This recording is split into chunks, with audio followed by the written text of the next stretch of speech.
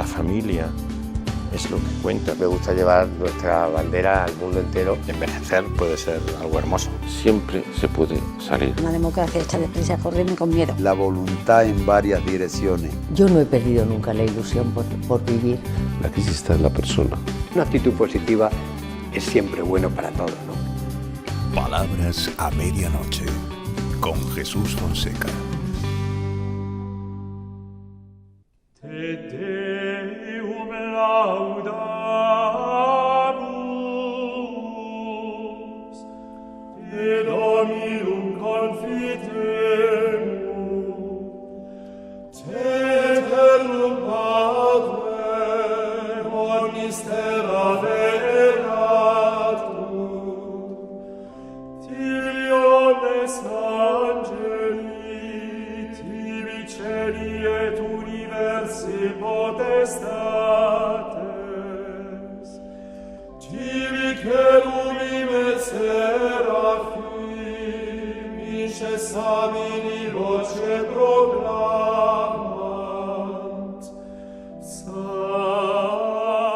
Hago lo que me gusta.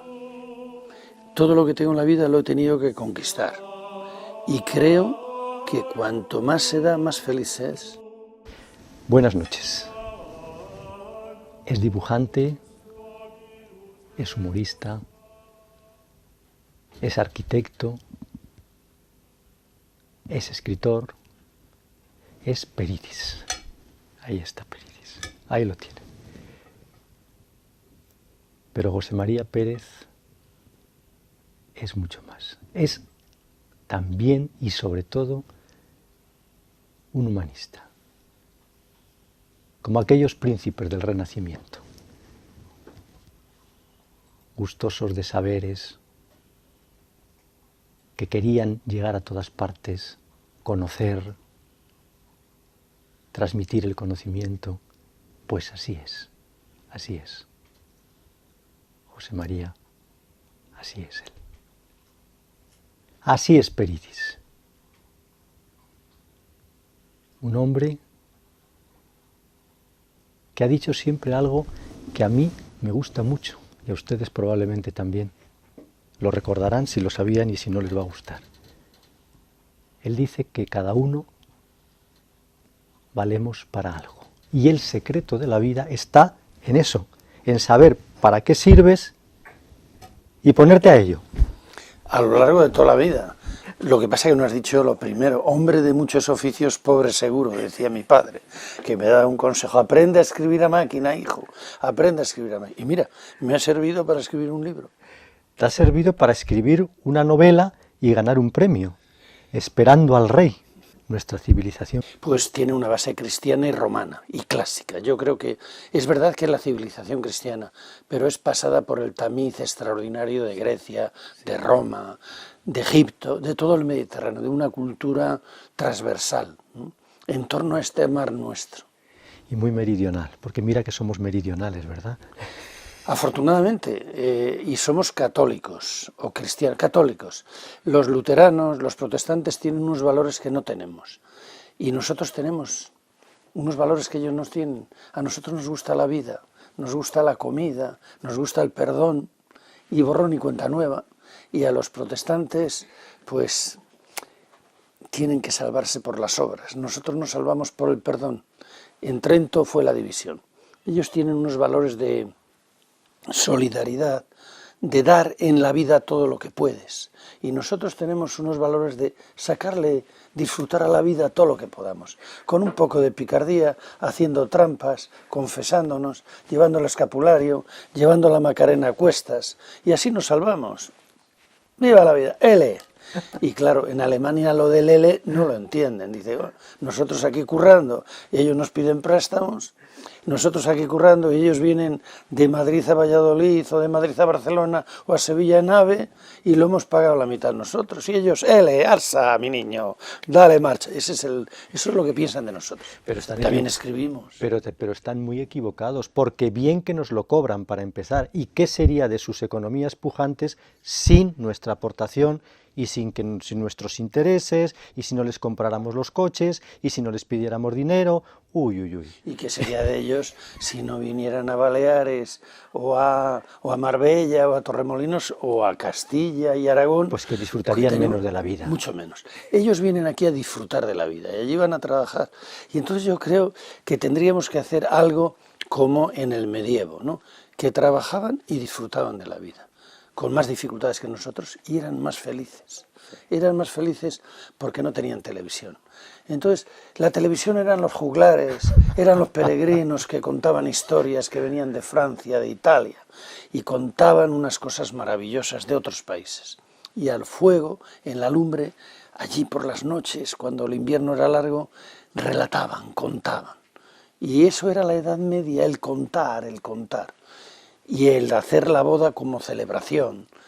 Sabían que teníamos la vida eterna, el cielo y el infierno, pero eran tan listos que inventaron el purgatorio. ¿Qué invento el purgatorio? Ni cielo ni infierno, estamos entre medias, tenemos que merecer, y la Iglesia nos ayudará a ir al cielo o, si no aportamos, al infierno. Y el limbo, que es un lugar donde ni se siente ni padece. Pero eso se debe estar muy bien allí. En el limbo estamos casi todos, ¿eh? Te advierto que pasamos cada rato en el limbo. Tu madre, que siempre has dicho de ella que era una mujer que no se quejaba nunca y que te insistía siempre en que tenías que aprender a vivir y a vivir, y sobre todo vivir. Y que, pero quería más. Mi madre quería que yo fuera cura para que luego cuando fuera ya mayor, pues tener un hijo cura. En aquellos tiempos te garantizaba la seguridad social, entre comillas, y la vida eterna, que no era poco, ¿no? Y quería más, incluso quería que fuera obispo. La madre de un obispo en el franquismo, lo que era la madre de un obispo, era una marquesa, qué demonios, ¿no? Vivir y no gastar. ¿Cuánto te insistía en que no gastaras y en que fueras ahorradora? La vida de los pueblos consistía en vivir y no gastar. Su vida fue muy dura. Yo a veces cuando me preguntan que cómo era la Edad Media, en tiempos de mi madre, de niña, porque nació a principios del siglo XX, creo que en el año 10 o así, en el pueblo no tenían agua corriente, no tenían electricidad, tenían que lavar en el río, ordeñar a las vacas, hacer el queso, esquilar a las ovejas, cardar la lana, hilar en la rueca, tejer, coser, bordar, amamantar a los hijos, primero parir, que no se te murieran, sacar a las vacas a beber agua al río, haciendo cuevas en la nieve, porque en Los Redondos había, en la montaña palentina, 1 metro, 2 metros de nieve, y tenían que hacer en los neveros túneles. Ir al campo, arrastrar la hierba, cargarla en el carro, trillar, veldar, hacer el pan, lo tenían que hacer todo. Y eran felices a su manera. Y en la fiesta tocaban la pandereta. Y si venía el titiritero con el oso, aquello era una fiesta. Y se engalanaban para las bodas, enramaban las casas, tenían que limpiar las casas. El ganado en la planta de abajo, porque era la calefacción. La casa se llenaba de suciedad porque pisaban las boñigas. Entonces era una vida muy dura y eran felices, porque era lo que conocían. Vivían pegados a la naturaleza, tenían fe en la vida eterna. Siempre decía eso, bueno, esto es un valle de lágrimas, pero tenemos la esperanza. Bueno, yo he aprendido que la vida hay que vivirla, que lo de la vida eterna, pues es la vida eterna, ¿no? Pero esta hay que apañarse y hay que disfrutarla y ser útiles y crecer en la vida. Me he extendido un poco, pero es casi mi sermón de la montaña. Un sermón de la montaña, José María, que está en este libro, porque ahora cuando comentabas todo esto de tu madre y de las gentes de la tierra adentro, me acordaba yo de las gentes del común que aparecen en tu libro y de las mujeres que aparecen en el libro, porque el libro se titula Esperando al Rey, pero podría ser Esperando a las Reinas, porque las reinas de este libro son ellas, las grandes protagonistas son las mujeres. Es la mujer. Yo creo que todas las series y todo el mundo romántico en torno al medievo, desde Walter Scott, lo que hace es glorificar al guerrero, al combatiente, al hombre que va a caballo con la lanza para derribar al otro, ¿no? Y había mucha más vida, aparte de los torneos, mucha más vida. Todo el sustrato de la Edad Media Y en ese sentido la mujer tenía un papel, el hombre era el guerrero. ¿Y la mujer qué era? Era la retaguardia, era la que engendraba a los hijos, era la que les educaba. Los hombres eran mucho más brutos, tenían que ejercitarse en la guerra o ir a la guerra, y a la caza. Y a la caza menor, ya me entiendes. Y entonces no tenían tiempo ni para la educación de los hijos, ni para casi nada. ¿Quién aprendía a leer antes? ¿Quién cantaba? ¿Quién recibía a los trovadores? ¿Quién educaba a los hijos? ¿Quién cuidaba la hacienda? La madre, la mujer.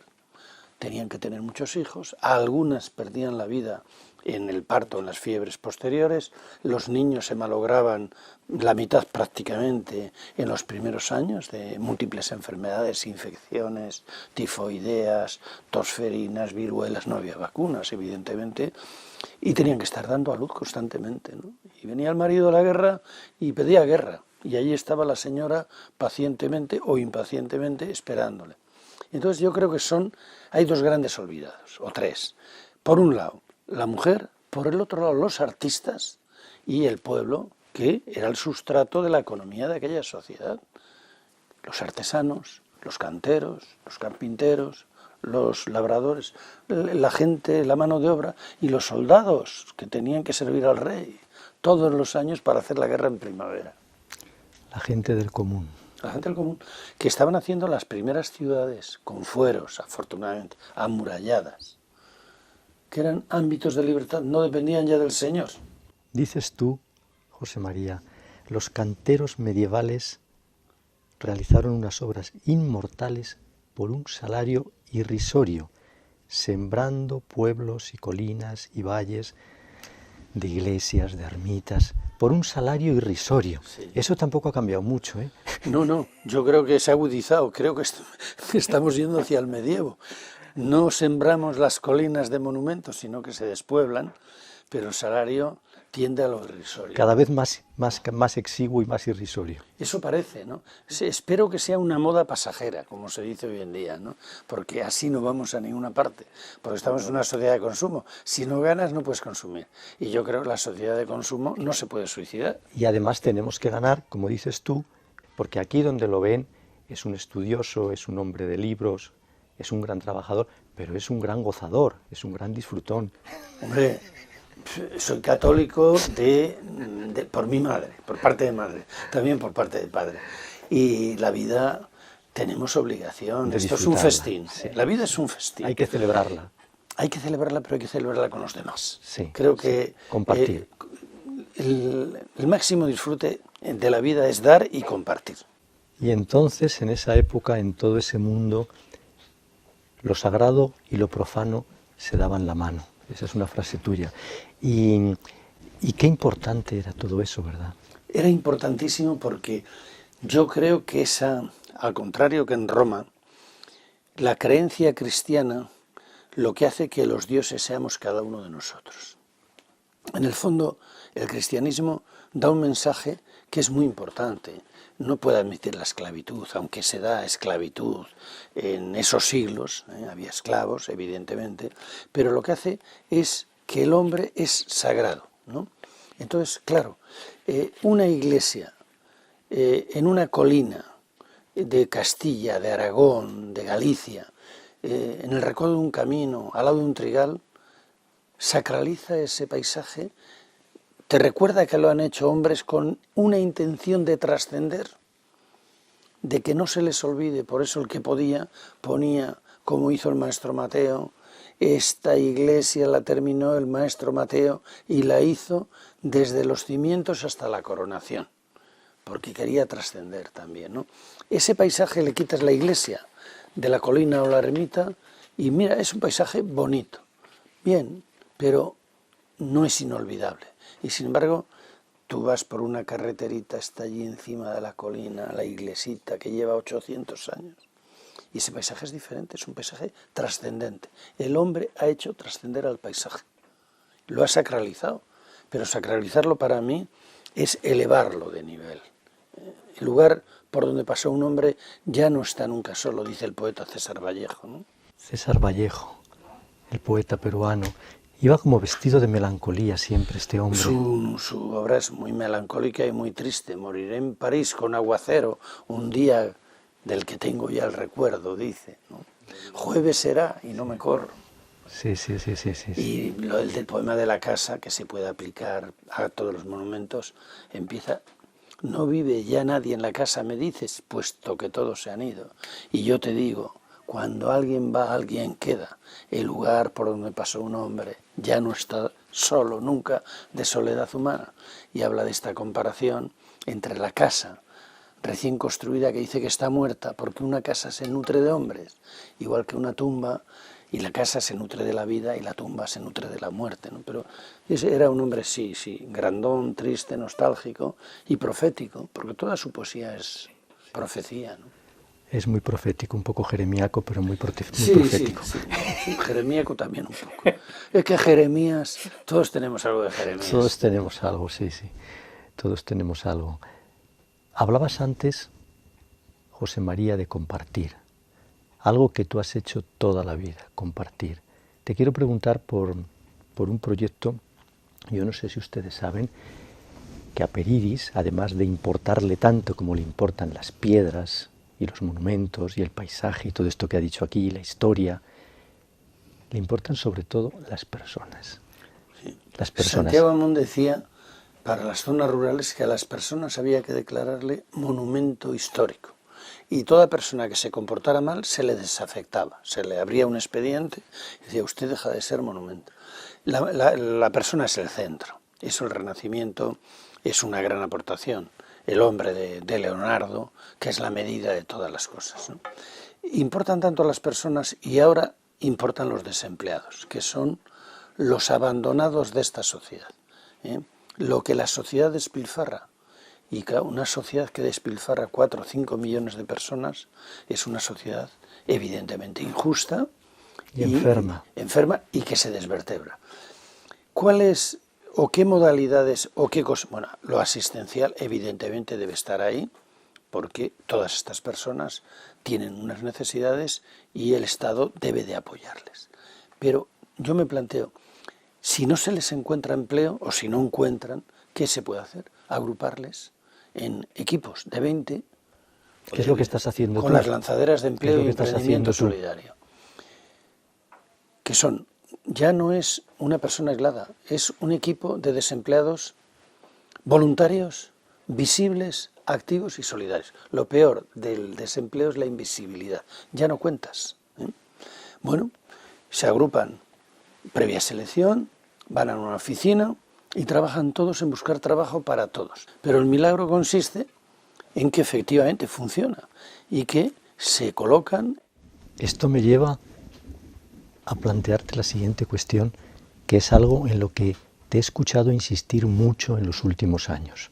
Tú dices, José María, que hay que repartir el trabajo y que no acabas de entender una sociedad que no vincula la educación a la empresa, que esos dos aspectos son para ti esenciales. Sí, yo creo que la educación se tiene que basar en algo que vemos en los niños. Los niños aprenden jugando y aprenden con curiosidad y aprenden equivocándose. Es decir, el aprendizaje tiene que ser un juego. Ves a un niño con un teléfono móvil y está jugando con él y aprende jugando. Y aprenden antes que nosotros con el manual de instrucciones. Entonces, en cuanto tenemos unos pocos años, nos dan el manual de instrucciones de la vida, dejando aparte los valores y dejando aparte los deberes. Entonces, estamos en una sociedad que tiene derechos, pero nadie nos dice qué deberes tenemos. Bueno, estamos en una sociedad que tiene derechos y deberes. Los deberes nos los recuerda Hacienda. Bien, ese es un deber que además, como no estamos acostumbrados a los deberes, a ese deber decimos, bueno, aparte eso se perdona, ¿no? Hacienda, bueno, no somos los católicos en eso de Hacienda, somos laxos. El mandamiento es el 6º, luego el 5º que viene antes, no hurtar, como estamos tan preocupados con el 6º, pues obcecaos incluso, porque como la prohibición lleva al deseo, pues ya sabes. Entonces, volviendo al razonamiento anterior, creo que quizás la educación tendría que ser al revés como es ahora. Empezar por la formación profesional, todos hacer cosas, arreglar. O sea, yo creo que la cultura del aprendizaje tenía que empezar por el reciclaje. No tirar los objetos del pasado o en desuso, sino arreglarlos y reciclarlos. Y así aprendes física, y así aprendes electricidad, electrónica, mecánica, carpintería. Y a medida que vas también con las herramientas teóricas que expliquen por qué eso funciona así. Pero primero ver cómo funcionan las cosas y por qué se hacen y qué pasa. ¿Y a ti no te parece también, José María, que tendríamos que trabajar menos para tener más tiempo para el ocio, para la cultura, para disfrutar, para vivir? Yo estoy persuadido cada día más de que trabajamos una barbaridad. Estamos tan liados, no tenemos tiempo para nada de lo que verdaderamente importa. A que le guste trabajar, a mí me gusta trabajar. Y entonces, déjame que trabaje. Pero hay trabajos y trabajos. A lo mejor tenía que haber rotación en los trabajos. Pero bueno, ya es una sociedad utópica, no vamos a ello.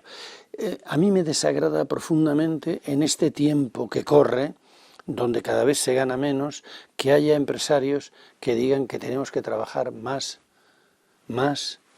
por menos dinero. No, tenemos que trabajar mejor, más organizadamente, más creativamente, más en equipo, con sabiduría, trabajar a lo tonto, trabajar moviendo piedras. Bueno, hay máquinas, tendremos que inventar. Yo creo que no tenemos que trabajar, yo creo que tenemos que inventar y disfrutar y hacer que todo trabajo, en la medida posible, sea un hobby y hacer los trabajos de manera lo más creativa y agradable posible, cantando, no sé, con música. Dicen que las vacas dan más leche con música. No se trata de que demos más leche ni que sudemos más. Se trata de que se pueda disfrutar el trabajo.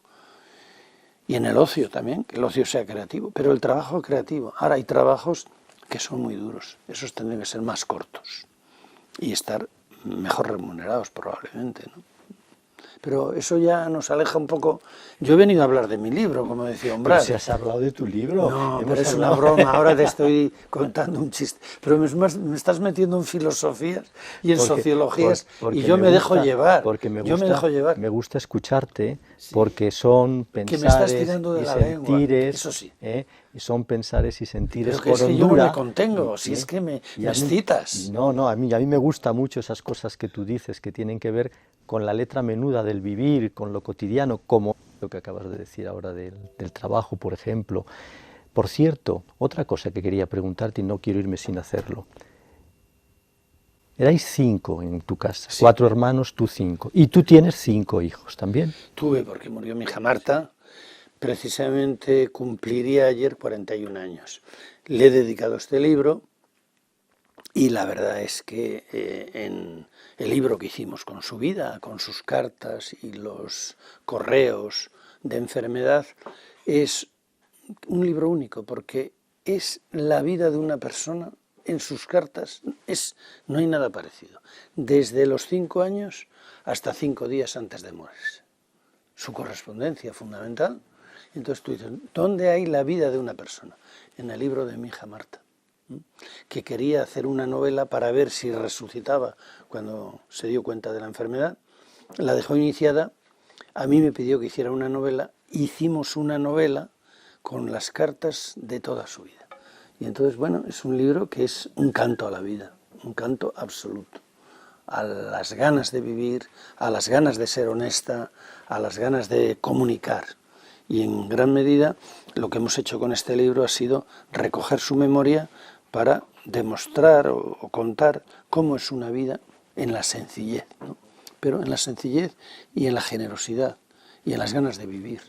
Y eso es una vida y cabe en un libro, pero un libro denso, emocionante y muy limpio, como un manantial, ¿no? Porque no pretendía hacer literatura, no, eran cartas afectivas al novio, a los padres, a la hermana, a los amigos, con sus sueños, sus fracasos, sus éxitos, sus amores, está todo en el libro, ¿no?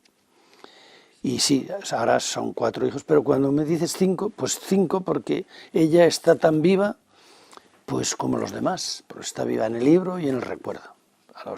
A los seres queridos y sobre todo a los hijos no se les olvida nunca, igual que los hijos a los padres, siempre tienes en el día un rincón para ellos, ¿no? Están en el rincón más abrigado del corazón siempre. Y además dando calor, sí, porque son una gran calefacción.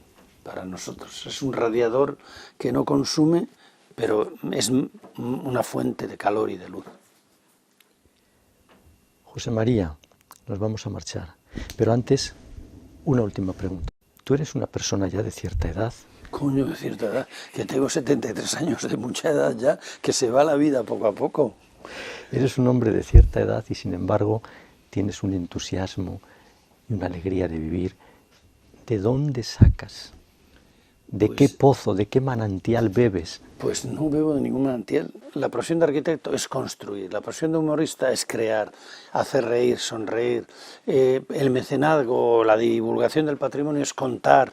Entonces, bueno, es que lo de la botella medio llena y medio vacía es mentira. La botella siempre llena. La botella hay que llenarla a lo largo de la vida y que desborde.